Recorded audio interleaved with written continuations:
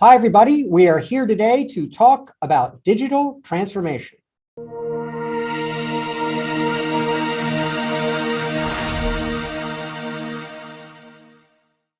Hello, everybody. We are here today with Milos Topic. Milos is a CIO and also the Chief Digital Officer for Grand Valley State University in Michigan, where he is currently in the process of reimagining higher education. We have a lot to talk about with Milos.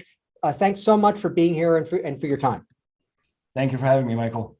So let's get right into this. Let's roll. I have a lot of questions. So first of all, this discussion is going to be about digital transformation today. One of the things that bothers me about this term is that you have two terms that are basically meaningless in themselves. I mean, we've been living in a digital era for like 50 years. So, and transformation is so innocuous, it could mean anything. So when we actually talk about digital transformation, what are we really talking about? Because it has a very specific meaning relative to the times that we're in.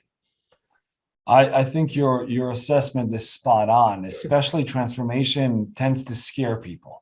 It tends to almost imply that what they're doing now is wrong and broken, out of date and out of sync with times that we live in, and maybe sometimes that is the case.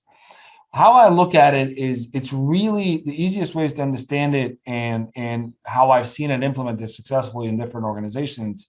It's all about progress. It's all about reducing friction. It's all about enabling people to reach their full potential. Now, transformation itself, obviously, we live in these digital worlds or digitally enhanced environments. It's about streamlining the processes. It's about improving the effectiveness and efficiency. It's about providing more value and enabling the growing number of people to move away from repetitive and mundane tasks and actually have people leverage their skills, their passions, their understanding, their knowledge, their empathy, things that you can't today, perhaps not ever, replicate in a digital environment. So it's about making progress and making things easier. I used to play many years ago, probably at this point, maybe even decades ago, I used to play competitive sports. And one of the analogies I like to use, unless you really are a tech firm selling a tech product, which is not a lot of us, at the end of a competitive game between two teams, if no one talks about the referees, they did a good job.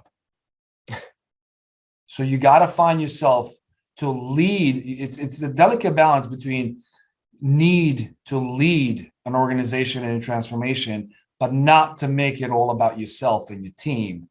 It's about the greater value, purpose, and mission that you serve.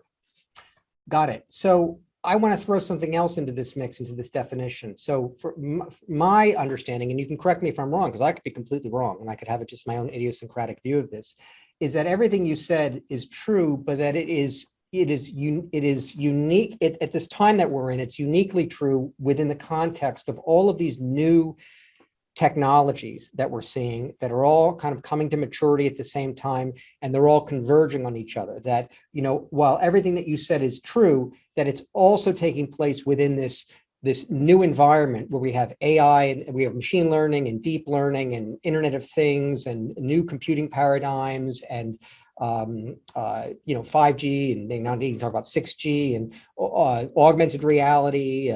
We talk about the Metaverse, that there's all these new technologies that can be used. And so would that be fair to say that when we talk about digital transformation, it is specifically intended to be viewed within the context of these new technologies, or is it something that you could just speak of generically without putting it into that context? I would think that it's not limited to those newer technologies, and here's why. If someone has been working in their environment, their department, and doing everything on paper for the last 27 years, and it required 7 signatures, where somebody has to pick that paper and walk it to another building, walk it to another campus, drive it 3 hours somewhere else, and now it's 97 different questions, I now make that 7.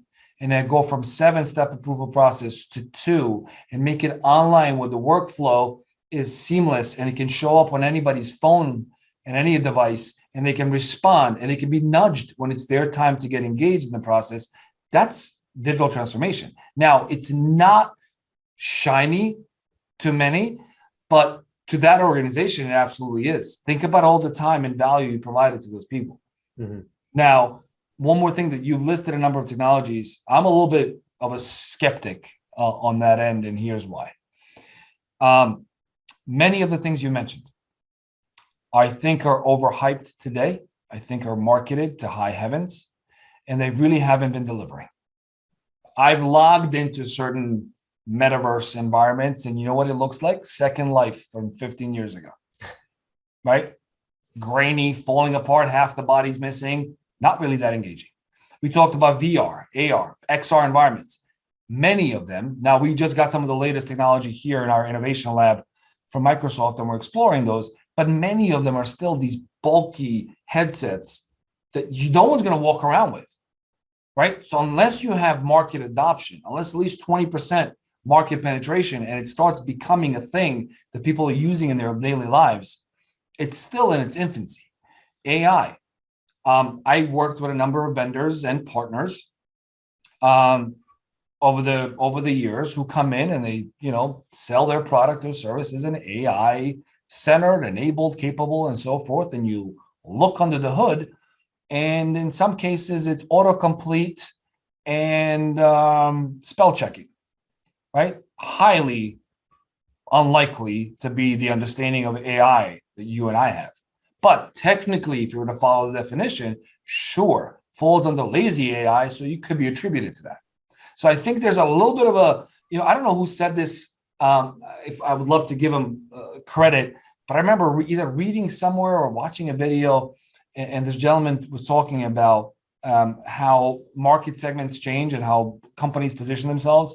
And one of the premises that he had was how marketers ruin everything. And if you really think about how a lot of these tools and technologies are really deployed, how they're being leveraged in our daily lives, they're not there yet. Now, I'm not saying they don't exist. I'm not saying they're not coming. I am saying that they're not prevalent in our lives today. I don't know anybody who's truly, other than, if you're using Alexa or any of those devices, but I don't know anybody who's really benefiting their life with AI or Neuralink or any of these tools that we know exist, but they're not there yet. Mm-hmm. Well, there is definitely a fair amount of, I would say, utopianism that comes off the West Coast. If you read, Peter Diamandis and Ray Kurzweil and the like, and they talk a very big game about the transformations that are taking place, and they may be 20 years ahead. And that may be the problem. I still think there's a lot there. Can you, though, I appreciate your conservative view on this, but can you give us an idea of within this sort of whirl of new technological areas, of what sort of applications that you are seeing that are having an impact, that are, they don't have to be that huge, they could just be reasonable, modest, incremental improvements to the workflow. They don't have to be sort of grandiose, but where are you seeing these technologies being applied in a way that's creating business value and that's helping streamline the business? Absolutely. I think it's twofold. I'm not going to name any names because I don't want it to come off as an endorsement. But there's a couple of different things that I would like to share. One is, first of all, how do you approach deployment of that technology? In many cases, we come up with a tech, and then we're in search of a problem that it's going to solve. And that is kind of putting the cart before the horse. If you really focus on the problems that people are experiencing, it's much easier to realign and reposition yourself.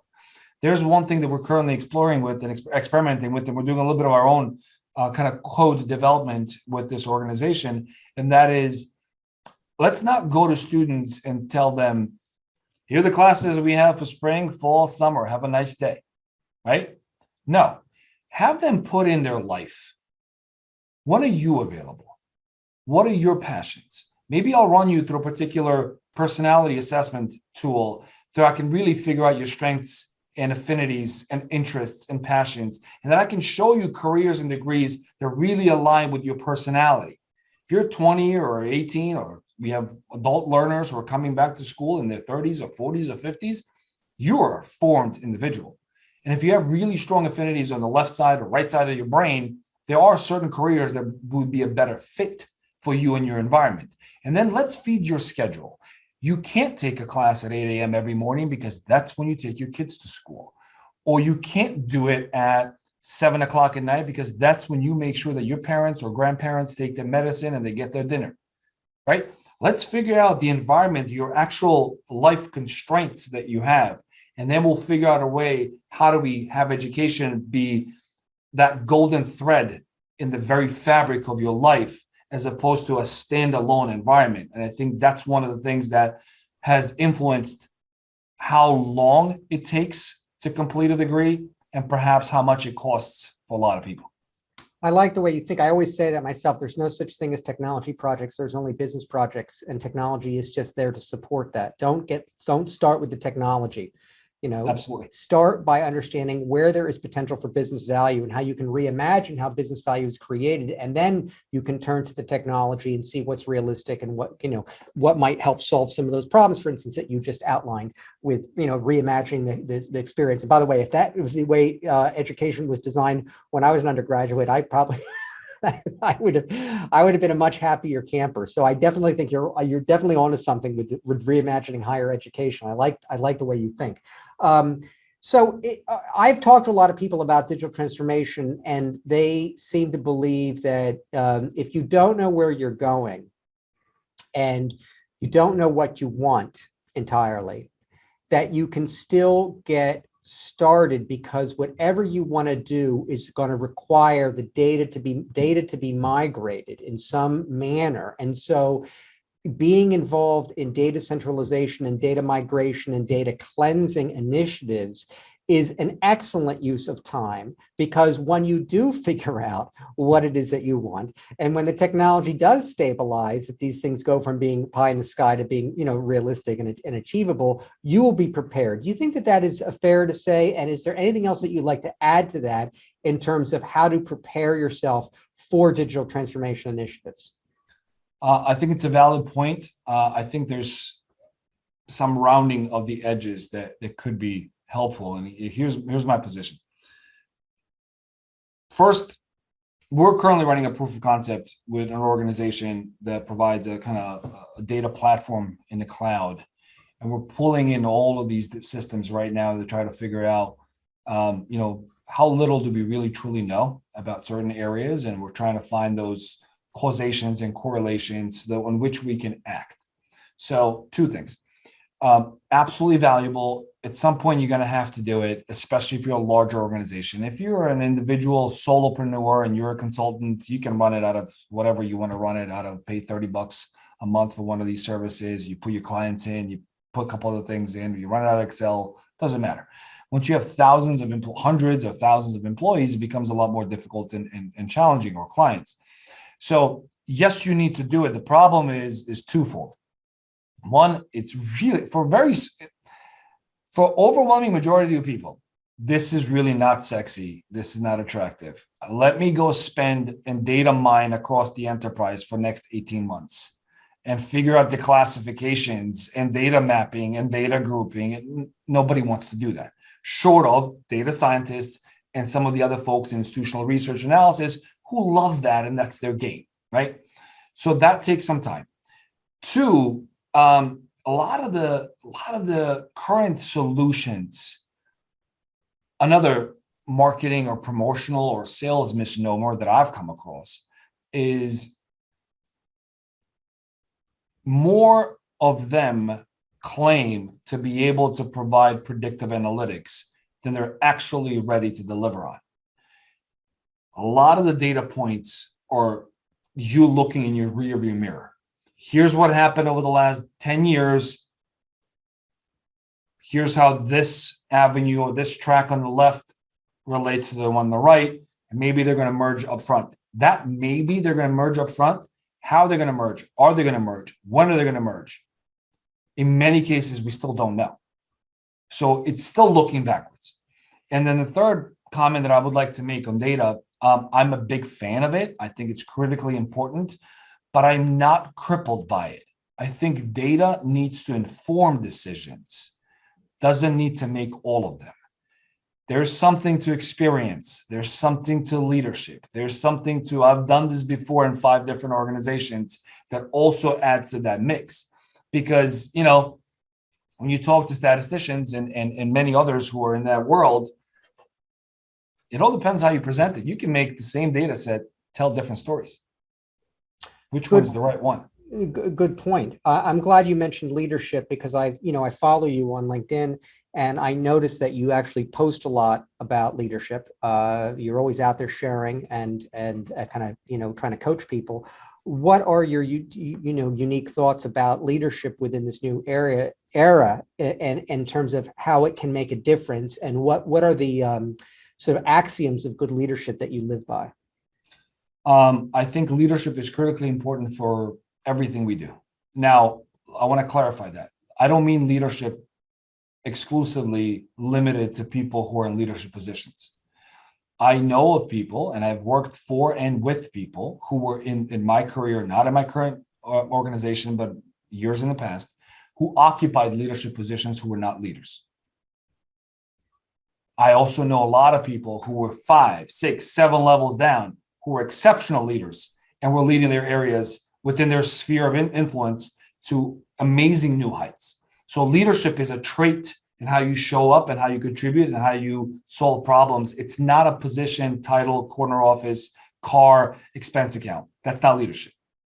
So now I'm a student of leadership. I read a lot about it. I spend a lot of things, a lot of time in that space for a number of years. And I think actually I might start my first page next month. I've been debating about writing a book on some of the things, some of the principles and things that I believe in. But ultimately, leadership is not about you. Leadership is about providing value to others.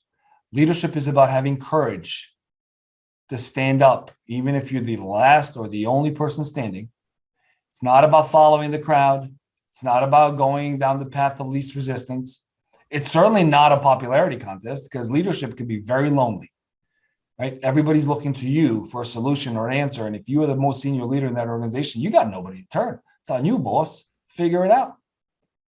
Leadership is about understanding and empathy. Leadership is about enabling and empowering other voices to be heard, but having the courage and the know-how to communicate the decision that is being made, even if it's different from what you've heard from somebody else on your team. So there's a lot. I mean, I could speak about leadership perspectives and experiences a lot, but it's really ultimately about providing value for others, enabling, supporting people, helping them grow. Sometimes that growth means having them help move to a different team or maybe even a different organization. And at the end of the day, I always try to work myself out of my job. Good answer. I have a specific follow-up question to that, though, which I think our audience will appreciate, because I hear this a lot from people. A lot of people, the rank and file, IT professionals, they want to be involved in kind of the leading edge types of projects. Okay, they want to be getting experience in some of these digital transformation technologies, and just getting real world experience with that, because that's part of their drive to stay relevant and to stay marketable. And by the way, this is in an atmosphere and in a time period when they're being told that the combination of automation and AI may actually displace them. So there is a great anxiety about that. And so there's a great drive that people have to sort of stay relevant, stay marketable, and they're going to stay this way by staying involved in these projects. But there's something that you're probably familiar with. It's called the corporate immune system, which is that especially in large organizations that have, substantial market share, and, maybe say they're Fortune 1000 companies, and they're slow moving, they're not particularly innovative, and change doesn't take place very easily. People tend to, in an organization, things kind of they get a vested stake. Some of the managers, they're looking forward towards their retirement. They don't want to take chances. They're very risk averse. And there's a great penalty for sort of failure if you kind of stick your neck out and you take a chance on something new and it doesn't go right. You're not gonna be able to, make it to your retirement. So a lot of people who are in these types of organizations, and by the way, that's most of the project managers that that I encounter, because they tend to be working in these larger organizations. They often want to be basically find how can they lead from the position that they're in. They're not at the top. Okay, they're not the ones that are setting strategy. They're not the ones that are setting vision, but they want to find a way to influence the people above them, and in order to get involved in this type of work. And are there any strategies or thoughts that you have about how they can be effective in this when confronted against, say, the corporate immune system? Sure. So again, this ties back to leadership. If an organization is completely risk averse, play by the book, this is the way we've done it for the last 20, 30, 50, 150 years, and we're never going to change, I advise everyone who has more than a year to ride out until their retirement to go find another job, go somewhere else, because you don't want to be on that ship when it starts sinking, and I guarantee you will sink. It's only a matter of time. The only thing that's consistent is change. It's the evolution. Things change. Just think about how we lived our lives 10, 15, 20 years ago. Imagine what 20 years from now is going to look like. So that's number one. Leaders need to create cultures and environments where best ideas must win, where it's not about egos. It's not about me versus you or somebody else. Those people who don't have that exposure, one of the things that I've done in my career, and it didn't always work, I want to be very clear, I'm going to make that point in a minute, is I try to figure out what keeps my boss up at night, and I solve that. If you're paying attention, if you're in meetings, if you see what's going on, if you're reporting to a manager or a director or a senior director or an AVP, VP, whatever your structure is, there is something that's really, the main course, if you will, on their plate that was placed by their senior leader, right? Or somebody else. Figure out what that is and solve it, or provide thoughts and ideas. Ask for just go out there and specifically ask, how can I be of help to you on this project? Ask for inclusion into projects and responsibilities that are not listed on your job description. Way too many people get tunnel vision. I am really good at X, and all I do is X, and all I do is X. I would love to do Y, but nobody ever told me, nobody ever comes to me. Nobody comes to you to give you opportunities. In life, you get what you take. You go out there and you hunt for that prey, and you win. You tackle it, and you eat tonight, or you don't. So it's about having that comfort to get out of that area. The problem is, while we have so many people, what I find really, and having lived in different parts of the world and experiencing certain challenges in my life, I find it very concerning when I see people who are living the same year 75 times and they call it a life. That's not a life, right? I also, from one of the books I read a while ago, there's this paragraph there's this chapter that talks about, you imagining, visualizing yourself at 80 years old, sitting on your front porch or back porch with a grandchild on your lap, and you're telling the story of your life. Is it a story that you're proud of? If it's not, do something about it while you can. So it's so getting yourself into uncomfortable situations and raising the hand and saying, I want to help. Because you're either going to get help. Most leaders at the top have so many thoughts and ideas and things coming up from different directions. They need more leaders. And if you're one of them saying, I want to help, take that little slice off your plate so you don't have to worry about it, one of two things happens. They take you on, you get an opportunity to lead and showcase your contributions at a different level. Number one, which is wonderful, which is what you want. Or two, you get shut down repeatedly. If you get shut down repeatedly, you have your answer. Mm-hmm. You either go back to your corner and don't rock the boat, or you move on. That's dead on. And I tell people that all the time. I think that one way that you can lead from within the organization, because often the people above you don't understand the technology. They don't understand the potential use cases. And one thing that you can do that is not difficult, you don't have to become a subject matter expert. You don't have to basically get a degree in Python. You don't have to become an expert in cryptography, is if you simply familiarize yourself with some of the popular use cases that are out there. And then you can have conversations and educate the people that are above you. Okay. And that's something that is, you can be done in a very gentle way and they would appreciate it. Everybody needs somebody to kind of, coach them and let them know what's out there. And so I think a certain amount of education about use cases and possibly also, focusing on those areas of the organization that are not in the core where there is less risk. If you're a little bit out on the edge,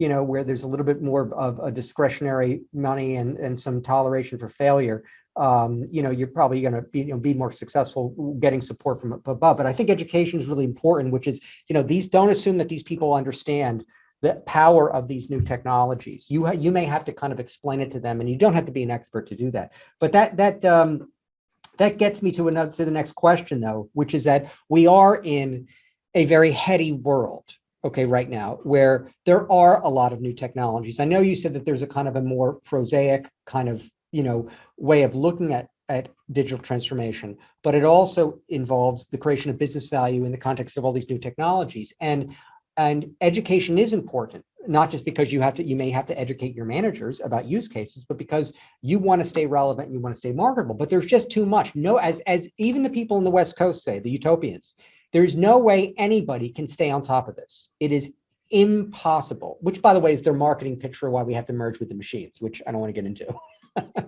Don't accept that, but that's their pitch. That's their pitch, is that there's no way that we can sort of stay on top of all this, so we're going to have it implanted in our brain. But so in the face of all of this, and since you've got people working for you for years, this is your fifth gig as a CIO, I think you said. How do you mentor people to be continuous learners so that they don't basically drift off everywhere? There's got to be a way that you can mentor people to keep building their knowledge about these things, which don't maybe entirely exist yet. But how do you do it? How do you prevent them from drowning in a sea of complexity, and keeping them focused and keeping them motivated so that they can keep building that compound interest of knowledge about, it could be about the use cases, but it could go a level deeper. So how do you do that? How do you keep people learning and keep them channeled so that they're not going off in crazy directions? Absolutely. Second CIO gig, but to add something to what you just said, I think you're absolutely right. Journey of 1,000 miles starts with the first step. People often get paralyzed or crippled or frozen by overthinking all the possibilities and all the options. And they're always at that ready, set stage. They never hit go. Ready, set, ready, set, ready, set. And then somebody else goes and they do it. And how many times have you heard it? Oh, I had that idea 5 years ago. What did you do with it? Nothing. By now, you would have failed 5 times or been successful. Either way, you would have known what the environment is. But I think it's really important. You talk about business value, or in higher education and some other industries, more of a mission-centered environment. There are no IT projects. There are no IT areas that we need to push forward. It's about the outcome and the value we provide to our customers, our environment, our community. We have students at a university, we have faculty, we have staff, we have alumni, we have all kinds of partners at local, municipal, state, county, national levels. What keeps, I said this earlier, what keeps them up at night? What's the priority? What do they need to do? Get yourself always as close as you can to the main purpose of that business or that organization existing. That's where you want to play. Yeah, you can start on the outside and you can try some things and fail and whatever, but as you move, as you grow in your career, get as close to the nucleus as you can, because that's where the magic happens. That's where the big levers are. That's where you can actually influence the shape, the strategy, and journey of that organization, and perhaps your entire industry. So what I would suggest to people is when I meet with all of my folks on our team, I met with every single person when I arrived, and I met with many of them on an ongoing basis. And one of the questions I've always asked is, like, where do you want to be in 3 to 5 years, and how do I help you get there? And I've had people who tell me, I am happy. I do my development, my programming, my cybersecurity, whatever my role is. I do it 9 to 5, Monday through Friday. I'm good. I don't want to do anything else. And some of them are retiring in 2 years, and some have another 15 to go. But they believe that they've found themselves. If you found yourself and you're really happy in the environment that you're in, and your work contributes to the success and ultimate destination of the organization, you're good. I would still give you opportunities and tease you out into some uncomfortable environments, a little bit of a deeper end of the pool to see how you behave and how you perform. But if you're there, great. I also had people who were telling me how they would love new opportunities and new exposure, but they don't want to be into management because they go, I don't want to deal with egos of other people. I got to worry about me and them, their performance, the entire department. I don't want a budget, all these meetings. I don't want to do that. And I understand that. And then I have people who told me, it's like, I want to have your job. I said, great. How do we do that? I'm going to be here in 3 years. I'm going to tell you that, but maybe in 5, 7, 10, I won't. Let's work on that. So figure out what their passions are, their passions and skills. So there's the three things. I this little apex that I think of is where three kind of lines converge. One is what do you really care about? What are you passionate about? If I woke you up at 4 o'clock in the morning and go, let's go do that. You're like, yep, let's go. What is that? What drives you? 2, what are you good at? These two are not always the same. And that's very unfortunate. I know people in my life who were amazing basketball players. Amazing. There's zero reason they should have not been an NBA player. None. They didn't want to work. They didn't want to practice. They just want to pick up games in a neighborhood. Semi-pro teams were coming, trying to scout this one gentleman to come in. He goes, like 2 practices a day, 2 in the morning, 2 hours in the morning, 2 in the afternoon, then gym. Then I'm not doing that. So they're not the same. And third, what does the world need? What problem are you solving? Because if you love underwater basket weaving and you're the best at it, no one's buying your baskets. It could be a hobby, but I would venture that probably shouldn't be a viable career for you unless you are coming from a family of vast means or you won the lottery. So it's finding where those three come and converge, and then it's really empowering. It's empowering people to go out there and explore and bring solutions to you. What I ask my folks is when they come to me with a problem, I go, don't just tell me it's a problem, come in my office, tell it's a problem, and walk out. Come up with a solution that involves you, that you're going to lead, that you're going to contribute to. Because then it's a different mental game that they show up with. And then the last comment I want to say is innovation and growth is not accidental. It needs to be intentional. And it's a cultural change and shift that takes place in organizations, and large organizations takes years to get there. But it's a slow rolling wave that picks up steam and height and power with time. But you need someone whose job that is. How we've done it here, I had one gentleman who in my interview, my conversations with him, I've noticed this innovative spark in his eyes and the way he thinks about things and the way he brings certain companies to the table and how we talk about things. So we started an entirely new area called IT innovation and research that never existed before. I'm willing to bet out of 4,300 universities in the country exists maybe at 10, if that many that I know of. And then now we have 2 people. Now we've added a second person. Their job is to build relationships with companies, organizations, municipalities, agencies, local and state and federal government, and think ahead. When you're learning how to drive a car, they tell you, look 12 seconds ahead, right? I need somebody who's going to look 12 months, 24 months ahead. That's their job. Their full-time job is to experiment, test, learn, fail, and then figure out what sticks, and then work with the rest of the team to start implementing it across the enterprise as a solution. That's great. Brilliant. Great answers. So I'm going to fire some short technical questions at you. I'm not going to let you leave without getting your thoughts about some of these. I'm sorry I didn't prep you for this in advance, but you're a smart guy. You're good on your feet. So, and I suspect that you're going to be very conservative about this stuff based on your opening remarks. But what do you think about the Ethereum blockchain and its potential for creating all kinds of new value within all kinds of new organizations? Is that something that you think is been overly hyped? And is it realistic that people should be learning a little bit more about it and trying to find ways to kind of shoehorn it into their organization? I think blockchain is real. I think blockchain is very powerful. unlike some of the AI and some of the things we talked about, maturity level. Initially, when it came in, or when Bitcoin came in on the wave of blockchain and some other technologies, it was almost a solution in search of a problem. Several years later, I think we figured it out. I think it provides a lot of distribution of power and authority. I think it can be used in many areas, from ledgers, from contracts to consulting engagements, to improving the way our supply chain and distribution chains currently work, which we've clearly seen in the last 2 years could be done better and differently. I think blockchain is a real thing. It has a lot of power. What concerns me is if some of those governmental or three-letter agencies try to manage it and steer it in a particular direction. The way it is right now, I think it gives a lot of power and autonomy to organizations and people and those leveraging it.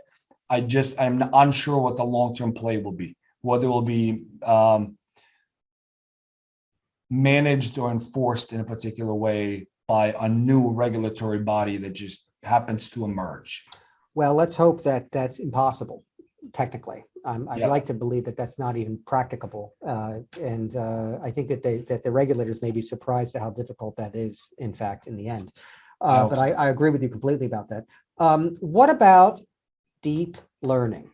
I know that you said that a lot of this AI stuff is woo, and it's, but deep learning is also real. What are your thoughts about that and the transformational power of that within organizations?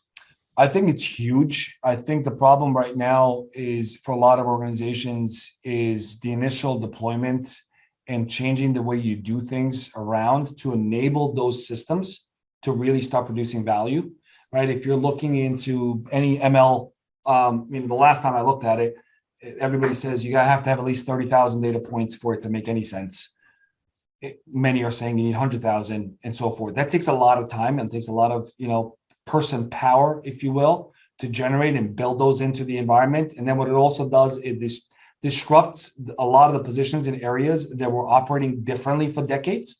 So I think it absolutely has a huge potential. What I'm struggling with is not struggling with. What I'm kind of advising or cautioning is there's some leadership tough conversations followed by process decisions and improvements that need to precede that deployment.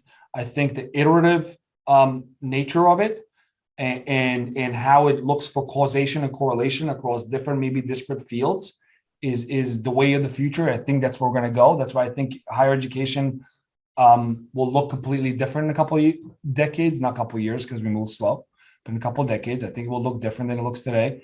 And that is one of the areas that I think could provide a lot of value to a lot of people. Because we're also, if you think about,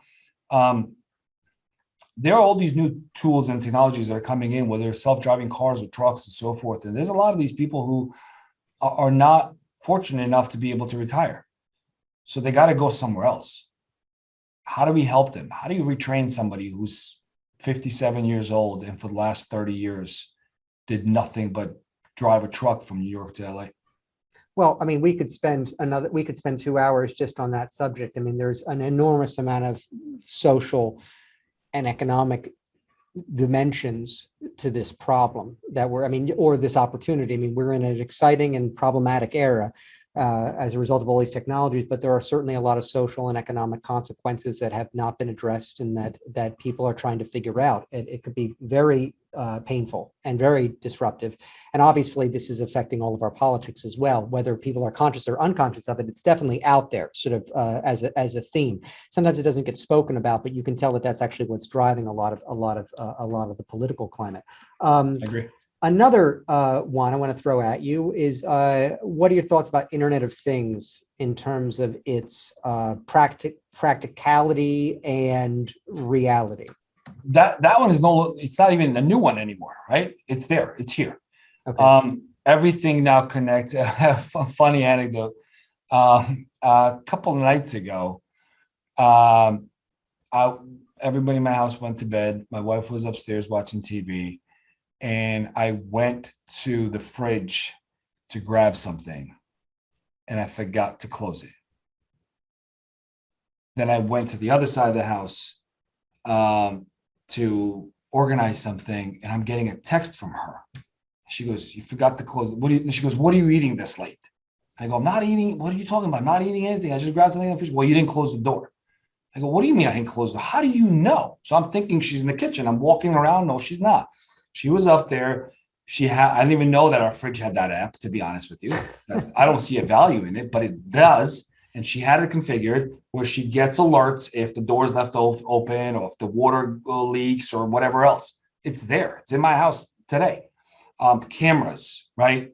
All of these sensors that talk to each other, integrating all of these separate into whether Alexa or Echo or Google or Facebook, whichever kind of hub that you have and use. That's already there. That already exists. The biggest concerns are by far security. I think a lot of people are still deploying things in a particular way with subpar security standards and protocols.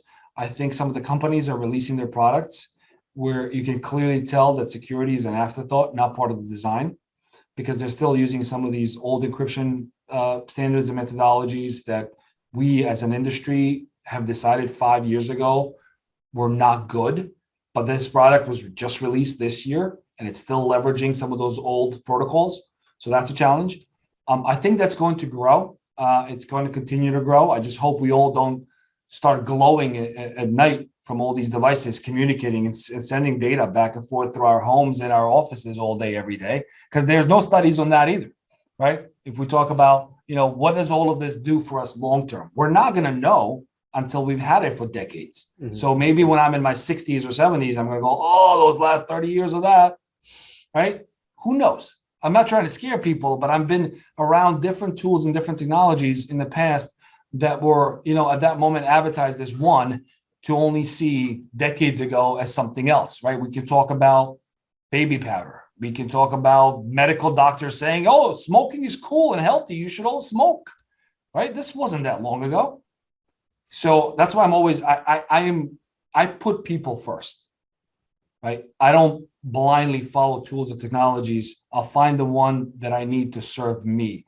I don't serve it.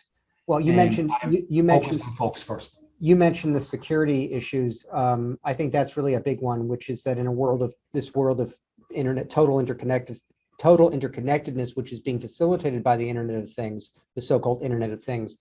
I think there's an enormous problem with security, and in fact, I don't know anybody who's at your level who is optimistic about the Internet of Things specifically because of that. And I don't know anybody who's at your level that uses this stuff in their personal life. They seem to think that you're leaving yourself wide open. And of course, the opportunity, on the other hand, I believe, is that, if people are concerned about their marketability, as over the next 5 years or so, and their ability to stay relevant, one thing, and my colleague Susan Parenti made this point in her podcast, I'm quoting her, one thing that anybody can do, that everybody can do, which should not be too time consuming, is get some type of certification in cybersecurity. Because no matter what you're doing and no matter where you are in the organization, as we move into this world where AI is embedded everywhere, where everything is interconnected, where there's automation everywhere, security is going to become more and more important. And those people that understand that it can help mitigate those risks are going to become more, will be able to maintain their relevancy. So in that sense, the IoT does open up some opportunities.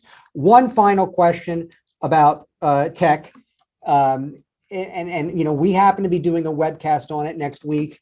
And so I can't resist the urge to find out what you think. I get different opinions about this from everybody, but what do you think about quantum computing? Is it what they say it is? Will it transform the world? That type of computing power, they say, if this stabilizes, it could be a million times more powerful than the most powerful supercomputer. Lots of opportunities to commercialize this. Every cloud provider has a quantum computer that is under development. So presumably one can infer that if this stabilizes, it'll be offered as a service, pay as you go from the cloud. Obviously, nobody's going to have a quantum computer in their pocket. Any thoughts about this? Is it overly hyped? Is it transformational? Everybody's entitled to have an opinion. So I'm just looking for your futuristic views. There are certain laws of physics that are pushing against quantum computing, and those have generally been very persistent over the last several millennia. So I think Google made an announcement a year or two ago that they have one. They got it, right? I think they were the first ones. I have not seen much of its use. I'm not seeing where it's going. Do I think there's a possibility to get something close to it? There's a possibility to get, we all watched that show many, many years ago, Quantum Leap, right? If this becomes real to the level of specs that we are claiming today, it will change everything. The problem with that is it will change everything for a very small number of people. What do you mean by that? That's an interesting comment. It is so cost and talent prohibitive and limited that you're going to have 5 organizations on this planet who'll have it, and 3 of them are the 3 superpowers and their governments. Now, could that change the way as technology advances and grows, the cost comes down as we deploy more scale? Sure. Do I see quantum computing being relevant? And here's you talk about futuristic prediction. Do I see quantum computing being used by the masses in the next 20 years? No, I do not. Do I think it's a worthy endeavor? There's a lot of challenges with stability, with where it is, the power consumption, the cooling, the type of talent needed to even keep those types of environments operational. And as far as I know, again, I could be out of date. So I want to be clear, we're recording this in April of 22, so I could be off, but I don't know of a quantum computer that's actually functioning. People can go and I don't want to see your slides and your screenshots and a little nicely edited video. Can people go see it? Can they run a request or a search or a query or a data set through it and see what happens on the other end? I am unaware that one exists as a whole. Do I think there are parts? There's CERN, Google talked about it, IBM is talking about it, Microsoft. There's a number of major players who all claim to be working on it. I am unaware of one in existence in production anywhere. Yeah, I agree. I think it's something that we can't, it's sort of like the singularity itself, in that we can't really imagine if that does stabilize and they do reach a point where they stabilize it and can provide that type of computing power. I don't think we can even imagine what the consequences are for how that will impact things, or for the lucky few that are able to have access to it. I think it's something that is very difficult to sort of see into.